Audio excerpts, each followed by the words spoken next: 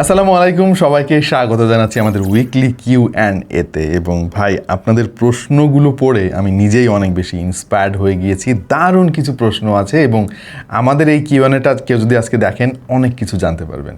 Thanks for good questions.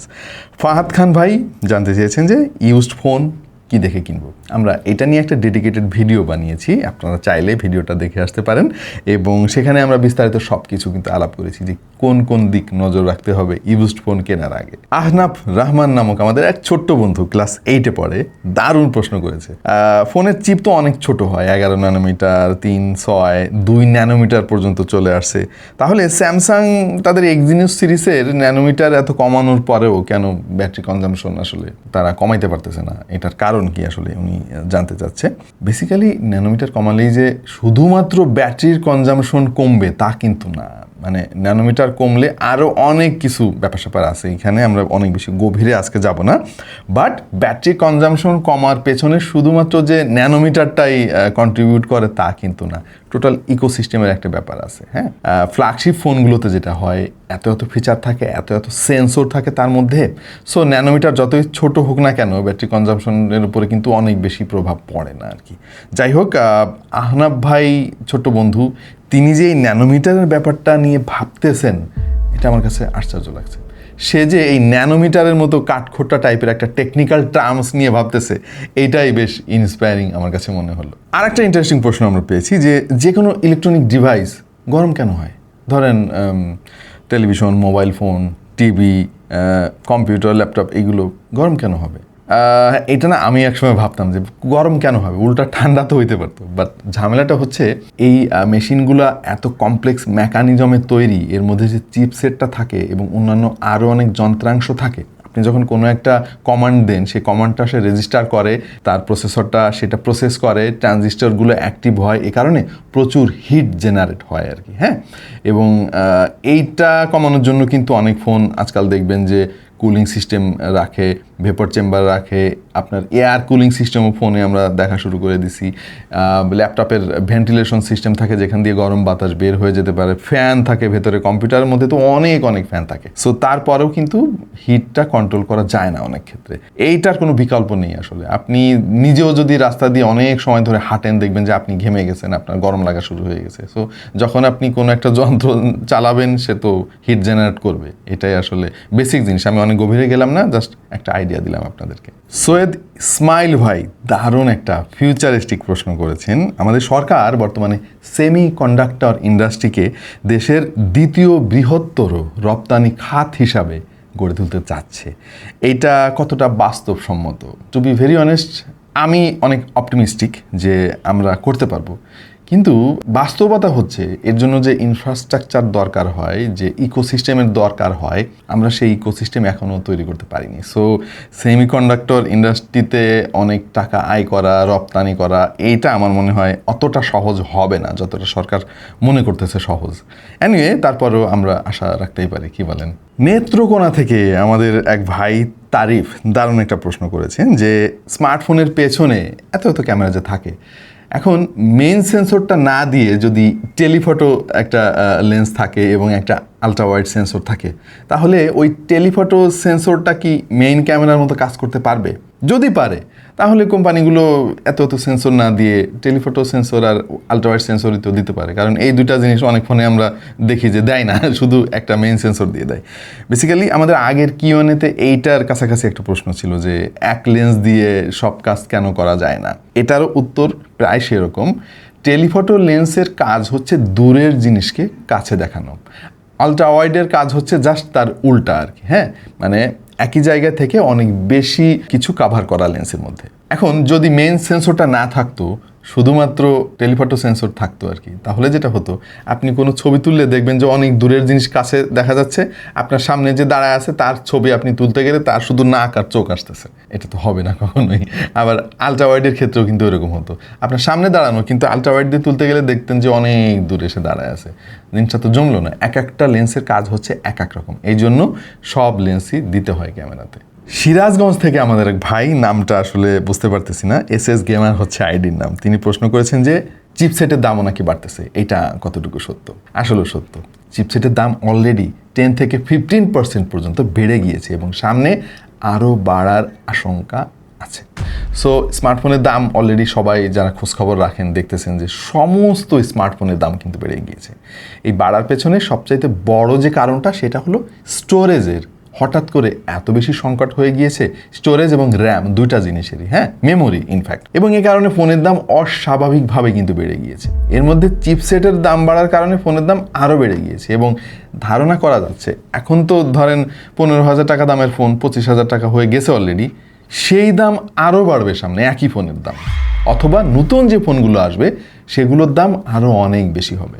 So এইটা smartphone ইন্ডাস্ট্রির জন্য অনেক বড় একটা দুঃসংবাদ এবং আমরা যারা চাই যে হাতে হাতে ফোন চলে যাক, মানে বাংলাদেশে কোনো ফিচার ফোন না থাকুক, স্মার্টফোন সবাই ব্যবহার করুক এবং ডিজিটাল সেবাগুলো নিয়ে দেশ এগিয়ে যাক, এইটা কিন্তু বড় একটা ধাক্কার মুখে পড়ে গিয়েছে বলে আমার ধারণা এবং এই ক্রাইসিসটা গ্লোবাল, এটা বাংলাদেশের কোনো ক্রাইসিস না। আচ্ছা, আমাদের আরেক ভাই নকিবোর সম্ভবত নাম, তিনি প্রশ্ন করেছেন যে সফটওয়্যার আপডেট দিলে ফোনের দিন দিন ক্যামেরা ঘোলা হয়ে যায় কেন আর কি, উনি এটাই বুঝিয়েছেন যতদূর বুঝতে পারলাম।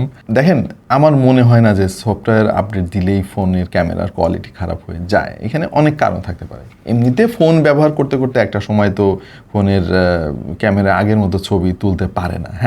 কিছু কিছু আপডেটের ফলে আমরা দেখেছি যে ভালো কিছু ফিচার গায়েব হয়ে গেছে, আমি নিজেও ভুক্তভোগী।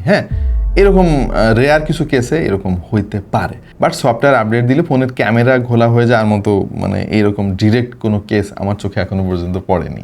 আরেক ভাই প্রশ্ন করেছেন যে অনলাইন জুয়া কিন্তু মহামারীর আকার ধারণ করেছে আমাদের দেশে এবং অনেক জায়গায় কিন্তু খুন খারাপিও হচ্ছে। স্মার্টফোন যদি না থাকতো তাহলে তো এগুলো হইতো না। আমাদের এই ভাই মূলত এটাই বোঝাতে চেয়েছেন। ভাইয়ের নাম হচ্ছে সানভি ইসলাম, নাটোর থেকে।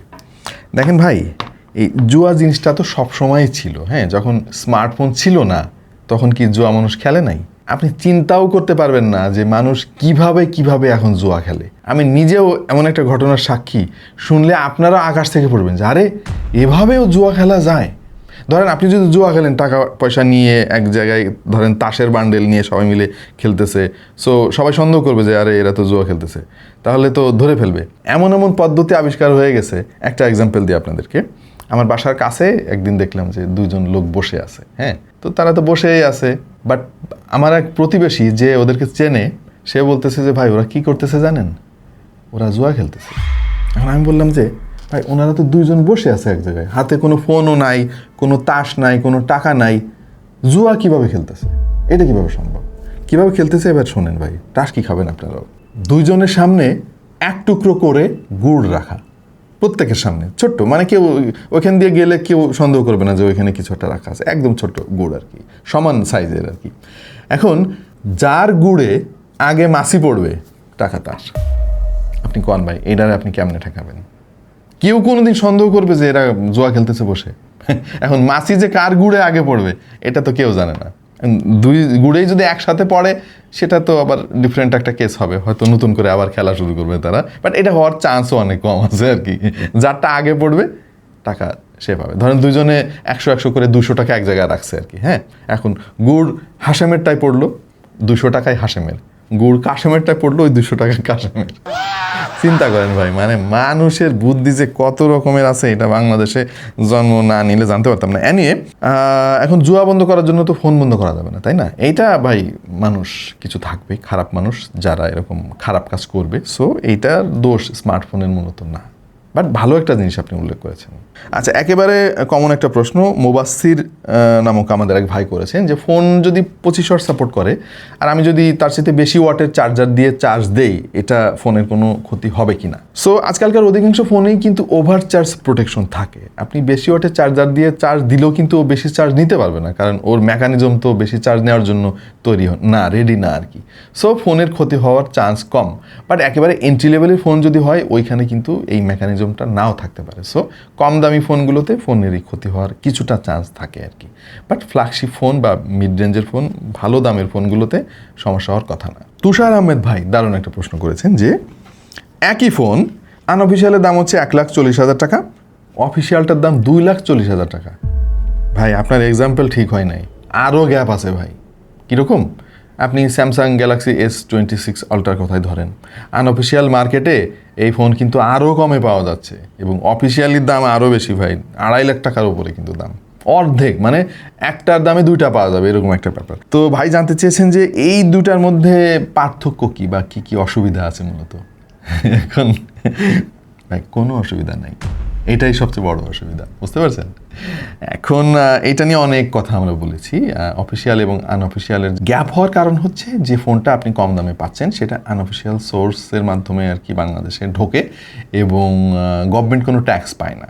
আর যে ফোনটা অনেক বেশি দাম ওইটা গভর্নমেন্টের কোষাগারে ট্যাক্সটা জমা হয়, এই কারণেই বেশি। বাট তারপরেও এত হওয়া উচিত না, এত গ্যাপ হওয়া উচিত না আর কি। বিশেষ করে আমি বলবো যে আমাদের দেশে যেসব স্মার্টফোন কোম্পানির ম্যানুফ্যাকচারিং ইউনিট আছে, হ্যাঁ, তারা তো ফোন বাংলাদেশে কিছুটা হলেও উৎপাদন করতেছে, অ্যাসেম্বল করতেছে most of the time, but উৎপাদনের একটা অংশ তো অ্যাসেম্বল, এবং গভর্নমেন্টের কাছ থেকে ট্যাক্সের একটা রেয়াত পাচ্ছে, ছাড় পাচ্ছে, সেই ছাড়টা তারা নিজেরাই রেখে দিচ্ছে, টাকা আমাদের পকেট থেকে ঠিকই নিচ্ছে। এটাই আসলে আমার কমপ্লেনের জায়গা। ফোনের কোনো পার্থক্য নাই, দুটা ফোনই স্যামসাংয়ের বানানো, এমনও হইতে পারে একই ফ্যাক্টরিতে বানানো, কিন্তু এক একটার দাম এক এক রকম। এবং মেইন পার্থক্য যেটা হবে সেটা হলো ওয়ারেন্টি পাবেন না আপনি আনঅফিসিয়াল সোর্স থেকে যে ফোনগুলো কিনবেন। অফিসিয়াল সোর্স থেকে কিনলে ফোনের যদি কিছু হয় আপনি ওয়ারেন্টি সাপোর্ট পাবেন এবং অরিজিনাল পার্টস দিয়ে আপনার ফোনটা রিপেয়ার করা হবে। বাট যেটা আপনি আনঅফিসিয়াল কিনবেন ওইটা দোকান থেকে বের হয়ে যাবেন, আর কোনো ওয়ারেন্টি বা গ্যারান্টি কোনোটাই নাই। আশরাফুল ভাই প্রশ্ন করছেন, আশরাফুল, আবার সে আশরাফুল। যাই হোক ভাই, আপনি তো ভাইরাল। যাই হোক, স্মার্টফোন ব্র্যান্ডগুলো এই যে 2 মেগাপিক্সেলের ম্যাক্রো বা ডেপথ সেন্সর এগুলো দেয়, ট্রিপল ক্যামেরা বলে, এই যে ফালতু মার্কেটিং করে, দুটা কাজের লেন্স, মেন সেন্সর এবং আলট্রাওয়াইড দেওয়াই কি বেশি যুক্তিসঙ্গত না? ভাই এই কথাটাই তো আমরা স্মার্টফোন কোম্পানিরে বোঝাইতে পারতেছি না। আপনি বুঝছেন, আমিও বুঝছি, আরও অনেকেই বোঝে, হ্যাঁ বোঝে না ভাই, নাম্বার গেম খেলে। মানে আজাইরা লেন্স দিয়ে রাখে পেছনে, যেগুলোর কোনো কাজ নাই। শুধু যে আজাইরা লেন্স দেয় তা না, অনেক কোম্পানি আছে ওইখানে লেন্সের মতো দেখা যায়, গোল করে একটা জিনিস দিয়ে রাখে, ওর মধ্যে কিচ্ছু নেই, এরকমও করে ভাই। এইগুলো কেন করে ভাই?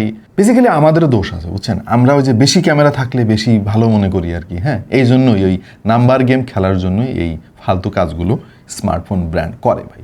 এগুলো মানে বিশ্বাস করা যাবে না। ফোন কোম্পানিগুলো যত যাই বলুক না কেন, আপনি যেটা মানে বোঝেন, আপনি যেটা বিশ্বাস করেন, সেই বিশ্বাস এবং আপনার জ্ঞান থেকেই আপনাকে সঠিক পণ্যটা কিনতে হবে।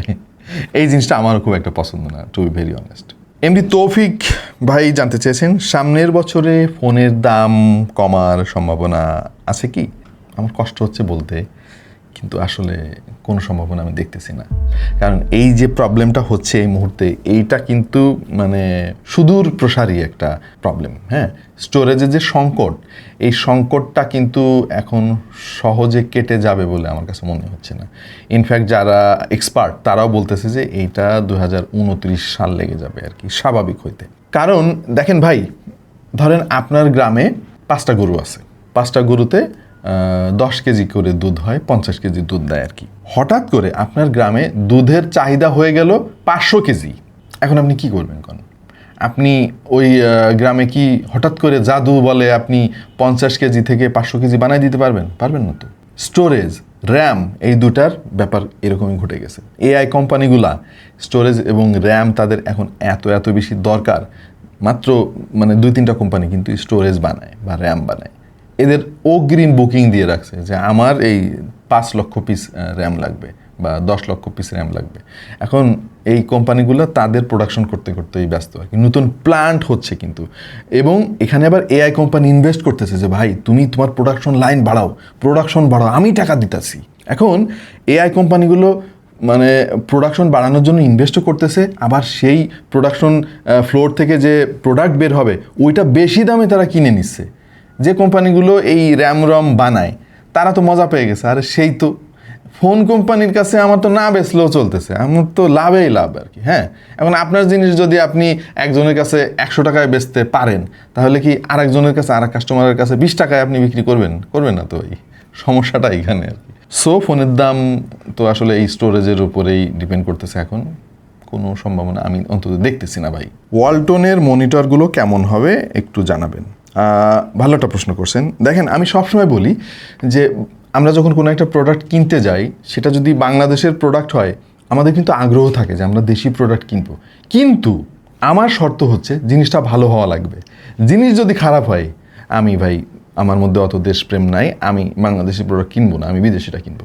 ওয়ালটনের মনিটরের ক্ষেত্রে ঘটনাটা ঘটে গেছে উল্টা ভাই। ওয়ালটনের মনিটরগুলো আসলেও ভালো। দেখেন, ভালো জিনিসে ভালো বলতে তো সমস্যা নাই, হ্যাঁ। এখন আপনারা কে কীভাবে নেবেন জানি না, ওয়ালটনের মনিটরগুলো পার্সোনালি আমার অনেক পছন্দের। কাজ করে আপনাদেরকে একটু এক্সাম্পল দেখাই। আমাদের স্টুডিওতে যতগুলো মনিটর আমরা ইউজ করি তার অধিকাংশই কিন্তু ওয়ালটনের। যেমন এই যে আমার নিজের যে সেট আপটা, ট্রিপল মনিটর সেট আপ, প্রত্যেকটাই ওয়ালটনের এবং অনেক দিন ধরেই আমরা ইউজ করতেছি এবং উই আর স্যাটিসফাইড। অন্যান্য ব্র্যান্ডের মনিটরও আমার আছে, বাট মানে এখন ওয়ালটনের মনিটর যে জায়গায় চলে গিয়েছে, আমার মনে হয় এখন থেকে নতুন করে যে মনিটরগুলো আমাদের কিনতে হবে সব ওয়ালটনেরই কিনবো। শুধু স্টুডিওতে না, আমার বাসায়ও একটা ছোটোখাটো ওয়ার্ক স্টেশন আছে, ট্রিপল মনিটর সেট আপ। এই 3টা মনিটরও ওয়ালটনের। আমি অনেক যাচাই বাছাই করে পরে ভাবলাম যে ওয়ালটনের মনিটরগুলাই বেস্ট ভ্যালু ফর মানি। অনেক ইন্টারেস্টিং ফিচারও আছে আমার এই 3টা মনিটরে। যেমন প্রত্যেকটা মনিটরের স্ট্যান্ডেই কিন্তু ওয়্যারলেস চার্জিং পড ইনস্টল করা আছে। আপনার ফোন বা TWS এই স্ট্যান্ডের উপরে রাখলেই কিন্তু চার্জ শুরু হয়ে যাবে। খুবই ইন্টারেস্টিং। এবং এই মনিটরগুলো কিন্তু থান্ডারবোল্ট সাপোর্টেড, মানে আপনার ল্যাপটপ বা পিসিতে যদি থান্ডারবোল্ট আউটপুট থাকে তাহলে সরাসরি আপনি এই মনিটরে আউটপুট দিতে পারবেন। USB A পোর্ট আছে 2টা, Type-C পোর্ট আছে, মানে অনেক মানে ফিচার কিন্তু এই মনিটরে রয়েছে। সো আমি যদি ভালো একটা মনিটর পাই, দামে কম পাই, দেশের প্রোডাক্ট হয়, আমার তো কিনতে কোনো সমস্যা নাই। সো সব মিলিয়ে আমি একাই প্রায় 9টা ওয়ালটনের মনিটর ইউজ করতেছি এই মুহূর্তে। সো এই কারণে আমি কনফিডেন্সের সঙ্গে কিন্তু ওয়ালটনের মনিটরগুলো রিকমেন্ড করতে পারি। শুধু এইটা না ভাই, আমাদের 2জন এডিটর, 2জনই মনিটর কিনবে, 4K মনিটর দরকার তাদের। আমি নিজে তাদেরকে ওয়ালটনের মনিটর সাজেস্ট করছি। হ্যাঁ, আমি বাজার ঘাটাঘাটি করে দেখেছি এবং আমার কাছে মনে হয়েছে যে ওয়ালটনের মনিটরগুলো কিন্তু কোনো ক্ষেত্রে অনেক নামি দামি ব্র্যান্ডের চাইতেও এগিয়ে আছে। ওয়ালটন কিন্তু মনিটরে অনেক ভালো করতেছে, এটা সত্যি। এবং একটা ভালো জিনিসকে ভালো যদি আমি না বলি তাহলে কিন্তু কৃপণতা হয়ে যাবে, এটা অ্যাপ্রিসিয়েট করতে হবে। এবং আমি চাইবো ওয়ালটন তাদের শুধু মনিটর না, প্রত্যেকটা প্রোডাক্টে এইভাবে ভালো করুক এবং সবাই পজিটিভলি অ্যাকসেপ্ট করুক। এটা একটা ব্যাপার। আর একটা ব্যাপার হচ্ছে, আমরা যদি দেশি জিনিস কিনি, ভালো জিনিসগুলো কিনি, তাহলে কিন্তু কোম্পানিগুলো ইন্সপায়ার্ড হবে আরও ভালো করার জন্য।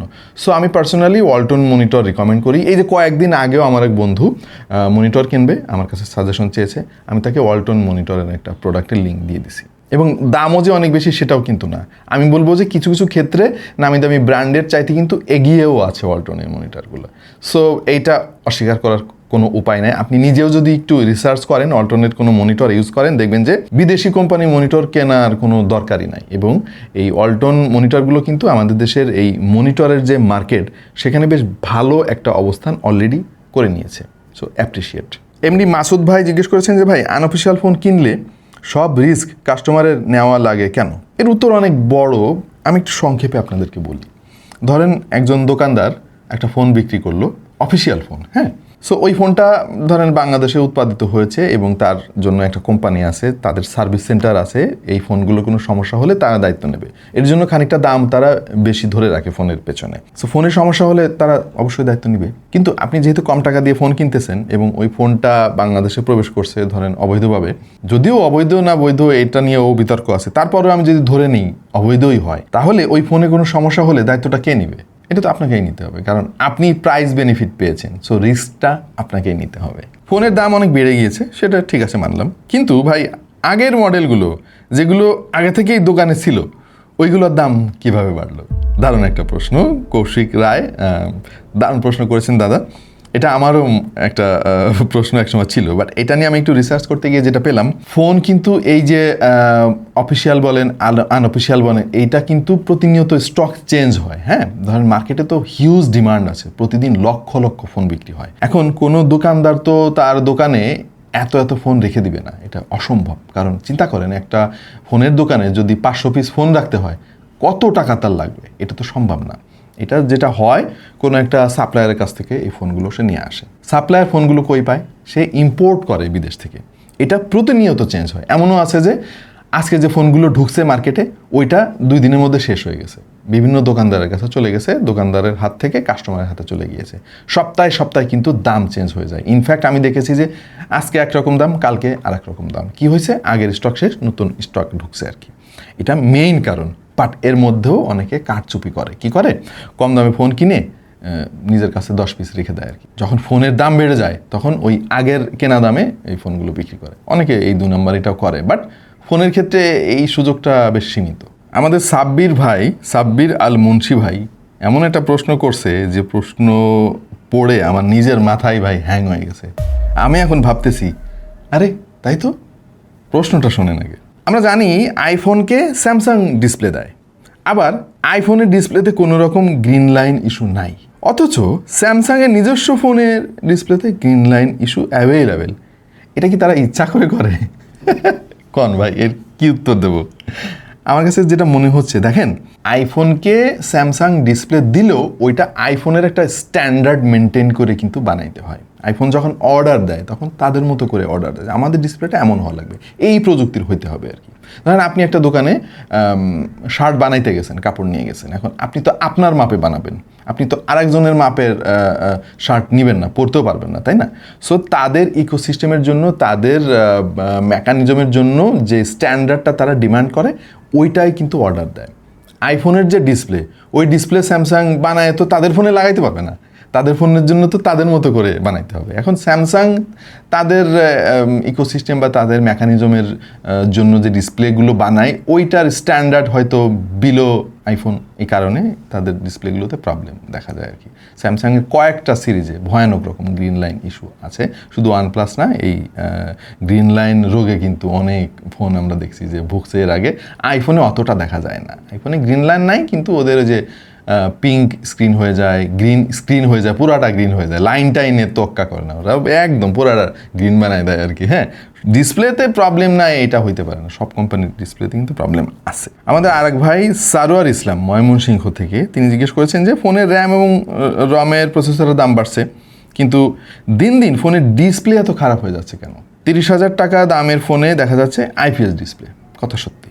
31,000 টাকা দামের ফোনেও আমরা এটা দেখতেছি। আরও বেশি দামে 40,000 টাকা দামের ফোনেও IPS ডিসপ্লে কিন্তু চলে আসছে। ফোনের ডিসপ্লের দাম তো বাড়ে নাই, তাহলে কোম্পানিগুলো এটা করতেছে কেন? এটা আমি প্যাসিভলি একটা উত্তর দেই আপনাকে। ধরেন সব জিনিসপত্রের দাম বেড়ে গেছে, হ্যাঁ, এখন আপনার বেতন তো বাড়ে নাই, তাহলে আপনি চলবেন কিভাবে? আপনাকে প্রাইস কাট করতে হবে। প্রাইস কাট কীভাবে করবেন? আপনি চাল ডাল এগুলো তো কিনতেই হবে, পার্মানেন্ট কস্ট। এগুলো কিনতে গিয়ে আপনার অনেক শখ আছে, সেই শখগুলো আপনি বিসর্জন দেবেন। ধরেন আপনার একটা টিভি কেনার প্ল্যান ছিল এই মাসে, টিভিটা আর কেনা হবে না, বা একটা ভালো ফোন কেনার ইচ্ছা ছিল, ফোনটা কেনা হবে না, কারণ আপনার চাল ডাল কিনতে কিনতেই টাকা শেষ হয়ে যাচ্ছে। অথবা আগে আপনি অনেক বেশি দামের চাল খেতেন, সেখানে আপনাকে এখন একটু কম দামের মোটা চাল খেতে হচ্ছে আর কি। এভাবে প্রাইস কাট করতে হচ্ছে। যেহেতু প্রসেসরের দাম বাড়ছে, রমের দাম বেড়ে গিয়েছে আগের চাইতে অনেক, ফোনের প্রোডাকশন কস্ট তো বেড়ে গিয়েছে, প্রোডাকশন কস্টটা ব্যালেন্স করার জন্য এখন ডিসপ্লেতেও হাত দিতে হচ্ছে স্মার্টফোন কোম্পানির। এটা কিন্তু কেউ ইচ্ছা করে করতেছে না, কারণ হচ্ছে ভাই, কোনো কোম্পানি চায় না যে তাদের ফোনের দাম বেড়ে যাক আর বিক্রি কমে যাক। কেউ কি চায়? আপনি যদি একটা ফোন কোম্পানির মালিক হইতেন, আপনি কি এটা চাইতেন যে আপনার কোম্পানিটা বন্ধ হয়ে যাক, মানুষ ভুলে যাক?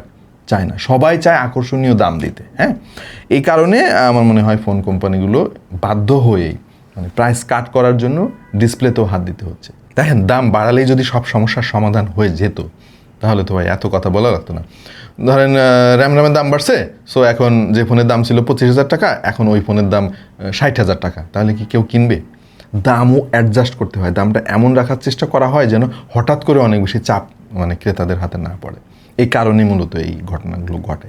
শুধু ডিসপ্লেতে না ভাই, সব জায়গায় আমরা কম্প্রোমাইজ দেখতে পারতেছি। বিল্ড কোয়ালিটিতেও কিন্তু এখন কম্প্রোমাইজ করতে হচ্ছে ফোন কোম্পানিগুলোকে, ইনফ্যাক্ট ক্যামেরাতেও করতে হচ্ছে। সো মেইন কারণ এটা। আজকের ভিডিওটা অনেক বেশি লম্বা হয়ে গেল। আমি চেষ্টা করেছি যে প্রত্যেকটা প্রশ্নের উত্তর একটু উদাহরণ দিয়ে আপনাদেরকে বুঝিয়ে দিতে, যাতে ক্লিয়ার হয়ে যায় ব্যাপারটা আর কি আপনাদের কাছে। যাই হোক, আপনাদেরকে অনেক ধন্যবাদ, আপনারা কষ্ট করে প্রশ্নগুলো করেছেন, বাট অনেক প্রশ্ন করেছেন, আসলে বুঝতে পারতেছেন যে সব প্রশ্নের উত্তর দেওয়া তো আমাদের পক্ষে সম্ভব না। বাট আমরা নিয়মিত এই কিউএনএ নিয়ে আপনাদের সামনে হাজির হব, আপনাদের প্রশ্নের উত্তর দেওয়ার চেষ্টা করব। যারা উত্তর পাননি, প্লিজ আমরা ক্ষমা প্রার্থী, চেষ্টা করব সামনের কোনো একটা এপিসোডে আপনাদের উত্তর দিতে। সবাই ভালো থাকবেন, সবার জন্য অনেক অনেক শুভকামনা। আশা করছি আমাদের এই কিউএনএ সেশনটা আপনাদের ভালো লাগতেছে। আর সামনে আরও কোনো একটা কিউএনএ সেশনে হাজির হয়ে যাব আমরা। সে পর্যন্ত সবাই ভালো থাকুন, সুস্থ থাকুন আর দেখতে থাকুন টেক টু দ্য পয়েন্ট।